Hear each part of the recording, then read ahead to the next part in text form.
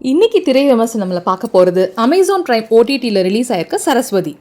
இந்த படத்தை வரலட்சுமி சரத்குமார் நடிச்சு இயக்கியிருக்காங்க. அவங்க கூட சேர்ந்து பிரகாஷ் ராஜ், ராதிகா, பிரியாமணி, நாசர் அப்புறம் ஜீவா ஒரு கேமியோ ரோல் பண்ணியிருக்காரு. படத்தோட கதையை பொறுத்த வரைக்கும் வரலட்சுமி சரத்குமாருக்கு அவங்க பொண்ணு தான் உயிர். அவங்க கூட ரொம்ப அட்டாச்சாக இருக்காங்க. ஒரு நாள் அவங்க பொண்ணை காலையில் ஸ்கூலில் ட்ராப் பண்ணிட்டு போயிடுறாங்க. ஈவினிங் பிக்கப் பண்ண வந்தால் அவங்க பொண்ணு காணாமல் போயிடுறா. ஸ்கூலில் அந்த பொண்ணை பற்றி விசாரிக்கும் போது அந்த மாதிரி ஒரு பொண்ணு இந்த ஸ்கூல்லே படிக்கல, கிளாஸ் பசங்களை விசாரிச்சா பசங்களும் அப்படி ஒரு பொண்ணு அவங்க கூட படிக்கலன்னு சொல்கிறாங்க. திடீர்னு அன்னைக்கு நைட் வரலட்சுமிக்கு அந்த பொண்ணுக்கிட்ட இருந்து கால் வருது. போய் பார்த்தா அந்த பொண்ணு இறந்து போயிட்டா. வரலட்சுமியே அந்த பொண்ணை தூக்கிட்டு போய் புதைச்சிடுறாங்க.